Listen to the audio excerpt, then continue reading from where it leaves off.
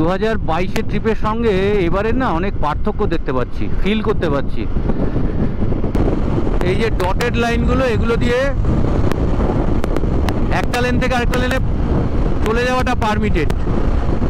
আর ওই যে yellow line, ওর মানে হচ্ছে ওই লাইনটাকে ক্রস করা যাবে না। কন্টিনিউয়াস যে লাইন থাকবে সেটাকে ক্রস করা যায় না। মেঘের থেকেও জোরে যেতে হবে, তাহলে বৃষ্টিটা গায়ে লাগবে না। অদ্ভুতভাবে মেঘের ছায়াটা এই যে দেখুন কিভাবে সরে যাচ্ছে, সরে যাচ্ছে। যতই হাঁটুর বয়সী ছেলেদের মতন আমরা রাইডে বেরোই না কেন, আমরা কিন্তু এখন অনেকটাই বুড়ো হয়েছি। এই লাইটগুলো হচ্ছে এই রাস্তার একটা অদ্ভুত সিগনেচার। কি সাংঘাতিক মেঘ করেছে দেখুন। 22-এ যখন প্রথম মোহানিয়া থেকে বেরিয়ে এখানে এসেছিলাম, লখনৌ আগ্রা অব্দি এসেছিলাম একদিনে, তখনও পুরো বৃষ্টির মধ্যে আসতে হয়েছিল, আবার সেটা ছিল রাত্রিবেলা। এবার দেখুন দিনের বেলাতে কি অবস্থা। দারুণ লাগছে, কিন্তু বৃষ্টিটা হলে আর দারুণ লাগবে না অবশ্যই, তখন খুব ঝামেলা হবে টু কোপ উইথ দ্য সিচুয়েশন। এখন দেখতে ব্যাপক লাগছে। এই যে ডটেড লাইনগুলো, এগুলো দিয়ে একটা লেন থেকে আরেকটা লেনে চলে যাওয়াটা পারমিটেড। আর ওই যে ইয়েলো লাইন, ওর মানে হচ্ছে ওই লাইনটাকে ক্রস করা যাবে না। কন্টিনিউয়াস যে লাইন থাকবে সেটাকে ক্রস করা যায় না, নট পারমিটেড। এখানে প্রতি 100 মিটার দূরে দূরে এরকম একটা করে ছোট বোর্ডে ডিস্টেন্সটা লেখা আছে। যেমন ওখানে 200 দেখলাম, এইখানে 400, মাঝে 300টা মিস করে গেছি। আর এইভাবে যখন 1 কিলোমিটার কমপ্লিট হচ্ছে, তখন ওই এন্ট্রি পয়েন্ট থেকে মোট কত কিলোমিটার এসছি সেটা লেখা দেখা যাচ্ছে। যেমন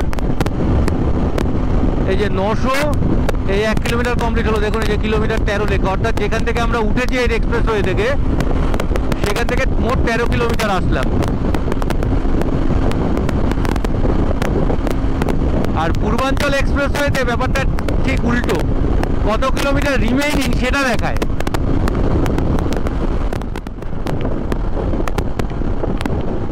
বৃষ্টি শুরু হয়ে গেছে, বেশ জোরেই বৃষ্টি পড়ছে। এই মেঘটা যেখানে যেখানে আছে সেখান দিয়ে বৃষ্টিটা হবে। এখন এখানে দাঁড়ানোর কোনো জায়গাই নেই। চলো,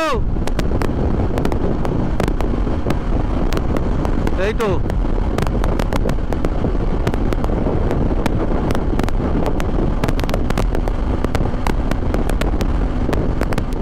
মেঘের থেকেও জোরে যেতে হবে, তাহলে বৃষ্টিটা গায়ে লাগবে না।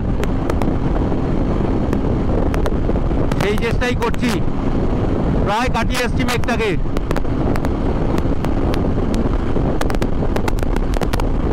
মেঘটাকে পেরিয়ে চলে এসছি, এখন টোল দিতে হবে।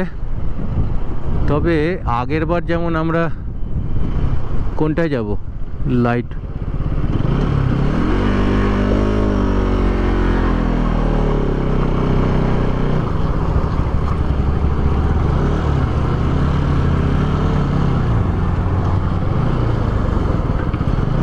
আগের বার যখন আমরা এসছিলাম তখন আমরা পুরোটাকে কভার করেছিলাম। তখন অর্থাৎ লখনৌ থেকে আগ্রা অবধি পুরোটা আমাদের নিয়েছিল। এবার ততটা আর নেবে না। कानपुर जाना है तो है दोनों का 180, दोनों का एक साथ ही कर दीजिए। कहाँ से निकलना होगा? इटवा।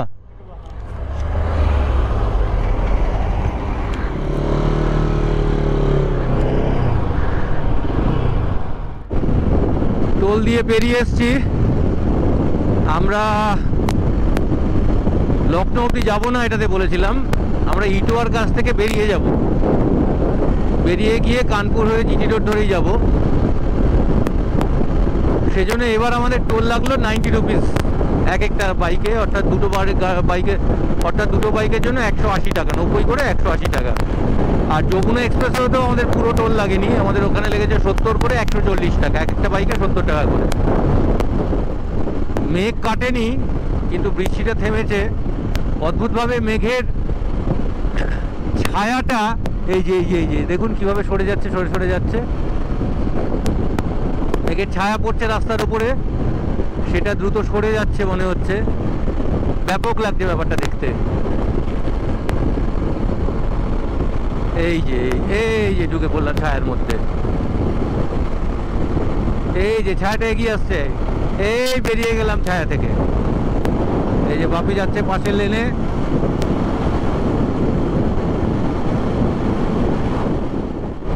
এখানে স্পিড লিমিট হচ্ছে 100, আর মাঝে মধ্যেই স্পিড গান বসানো আছে মাপার জন্য, তো ওইটা একটু দেখে চলতে হবে।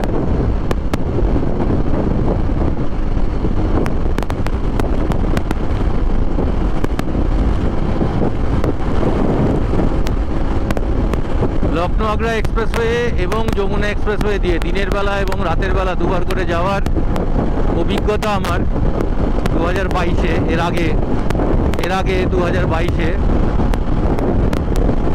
সেই ভিডিওগুলোর লিঙ্ক আমি ডেসক্রিপশন বক্সে দিয়ে দিলাম, আগ্রহীরা দেখে নিতে পারেন একবার।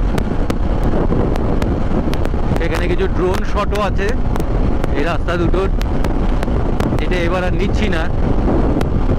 খুব ঘুম পাচ্ছিল চালাতে চালাতে দুজনেরই। এবার আগের বার পূর্বাঞ্চল এক্সপ্রেসে একটা খুব খারাপ অভিজ্ঞতা হয়েছিল, ওই জন্য কোনো রকম রিস্ক না নিয়ে দাঁড়িয়ে পড়লাম। এখন একটু বিশ্রাম নেব, ঘুমটা কাটাবো, তারপর আবার যাব।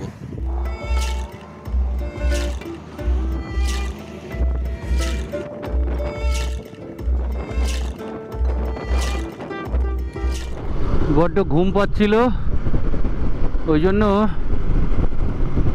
একটু দাঁড়িয়ে জল টল খেলাম, হাঁটাচলা করলাম, রেস্ট নিলাম একটু, তারপর আবার যাচ্ছি। আরও 25 কিলোমিটার মতন গিয়ে আমরা এই লখনৌ আগ্রা এক্সপ্রেসওয়ে ছেড়ে দেবো, দিয়ে ইটোয়ার রাস্তায় ঢুকবো। 2022-এর ট্রিপের সঙ্গে এবারের না অনেক পার্থক্য দেখতে পাচ্ছি, ফিল করতে পারছি। সেটা হচ্ছে ক্লান্ত হয়ে যাচ্ছি সহজে, কষ্ট হচ্ছে অনেক বেশি। কষ্ট তো হয়ই লং রাইডে, এবার যেন কষ্ট একটু বেশি হচ্ছে। তো বাপি যেটা বলছে যে আমাদের বয়স সত্যি বাড়ছে, এবার ইগনোর করবার চেষ্টা করলেও যতই হাঁটুর বয়সী ছেলেদের মতন আমরা রাইডে বেরোই না কেন, আমরা কিন্তু এখন অনেকটাই বুড়ো হয়েছি। এটাকে অস্বীকার করবার কোনো জায়গা নেই। Etawah 52 kilometre, Firozabad 71 kilometre, 22 kilometre বাদে আমাদের এই টার্নটা নিতে হবে। 76 কিলোমিটারের মাইল পোস্ট যখন দেখা যাবে, তারপরে আমরা এই রাস্তাটা ছেড়ে এক্সিটটা নেব।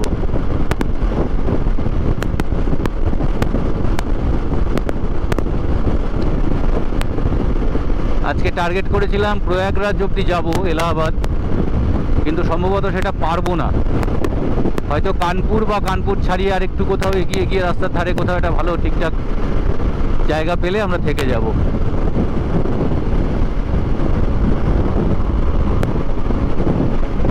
এই 55 কিলোমিটার হলো, 76 কিলোমিটারের যেরকম মাইল পোস্ট আসবে সেখান থেকে আমাদের এক্সিটটা নিতে হবে, সেটা আরও 21 কিলোমিটার বাদে।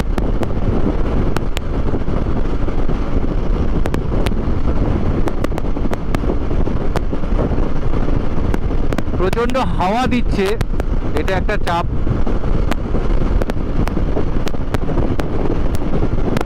বাইক ডিসব্যালেন্স হওয়ার মতন হাওয়া দিচ্ছে। কনৌজ 146, লখনৌ 264।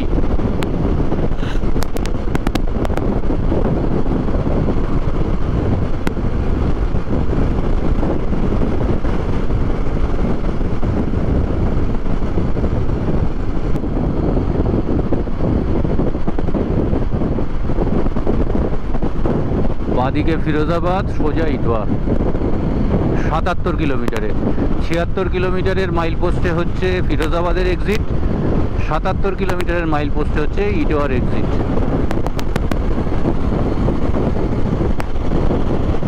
এটাতে নর্মালি স্পিড লিমিট থাকে হচ্ছে 100, কোনো কোনো জায়গায় বিশেষ করে যেখানে এই এক্সিটগুলো আছে সেখানে স্পিড লিমিট রাখা আছে 60।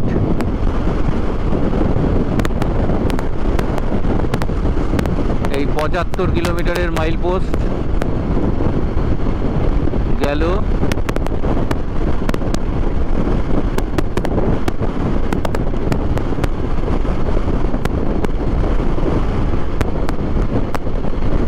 এইটা হচ্ছে ফিরোজাবাদে যাওয়ার রাস্তা, এক্সিট পয়েন্ট।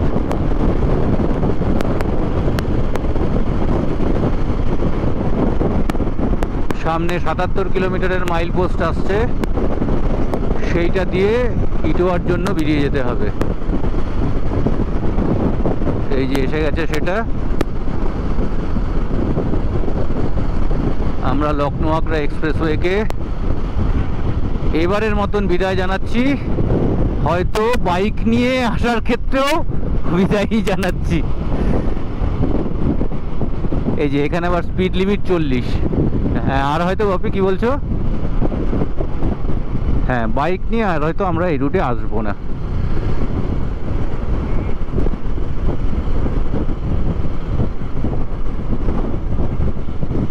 ও, এটা লনটা কি সুন্দর।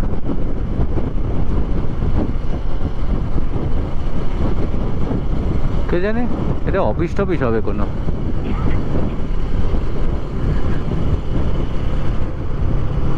এইখানে কি আমাদের টিকিট দেখাতে হবে?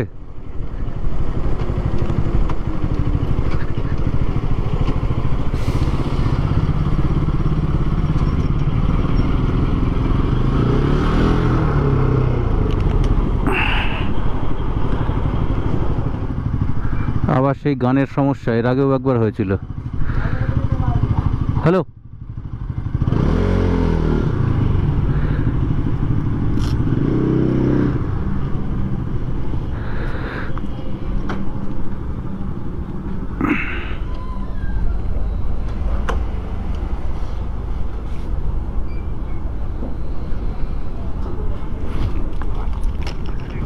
এই হচ্ছে কানপুর আর ইটোয়া সোজা যাচ্ছে এই রাস্তাটা।